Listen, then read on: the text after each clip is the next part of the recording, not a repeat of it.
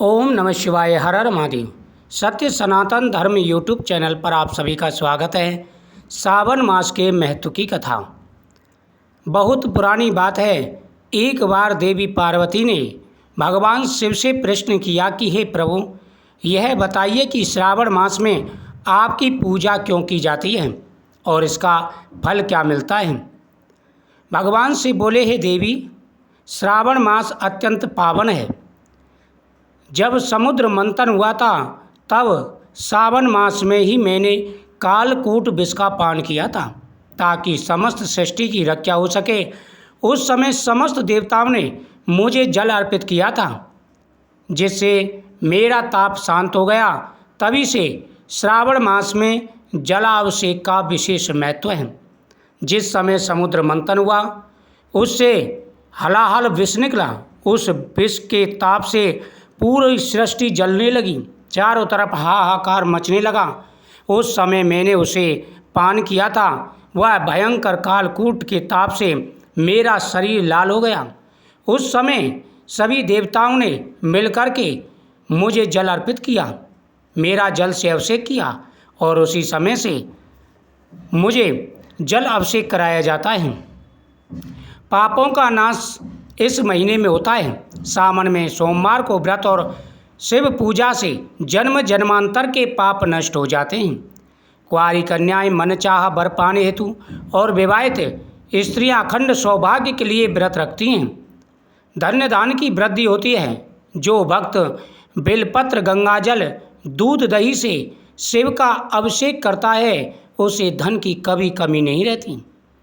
श्रावण मास में शिव जाप और रुद्राभिषेक से आत्मा शुद्ध होती है और जन्म मरण के चक्कर से मुक्ति मिलती है। हे देवी, एक बार एक निर्धन ब्राह्मण था जो प्रतिदिन भगवान शिव की उपासना करता था। वह सावन मास में निराहार रहकर शिवलिंग पर जल अर्पित करता था, भजन करता और रुद्राष्टक का पाठ किया करता था। हे देवी, उस ब्राह्मण का नियम था कि वह प्रतिदिन मुझे जल अर्पित करता था और रुद्राष्टक का पाठ किया करता था। उसका नियम था कि जब तक वह पूजन ना कर ले जल भी ग्रहण नहीं करता था। एक दिन भगवान शिव ने प्रसन्न होकर दर्शन दिए और कहा, वत्स, मांग जो वर मांग ले। जो तेरे मन में चाहे वह वर मुझसे मांग सकता है। ब्राह्मण बोला, हे प्रभु, मुझे केवल आपकी भक्ति और सेवा चाहिए। भगवान शिव बोले, तेरी भक्ति से मैं अत्यंत प्रसन्न हूँ। यह सावन मास तुम जैसे भक्तों को मान फल देने के लिए ही है। तुझे न केवल भक्ति दूंगा बल्कि तेरे कुल में भी मेरा आशीर्वाद बना रहेगा। इस प्रकार शिव भक्ति से वह ब्राह्मण प्रसिद्ध हुआ और उसके कुल में सुख और समृद्धि बढ़ गई।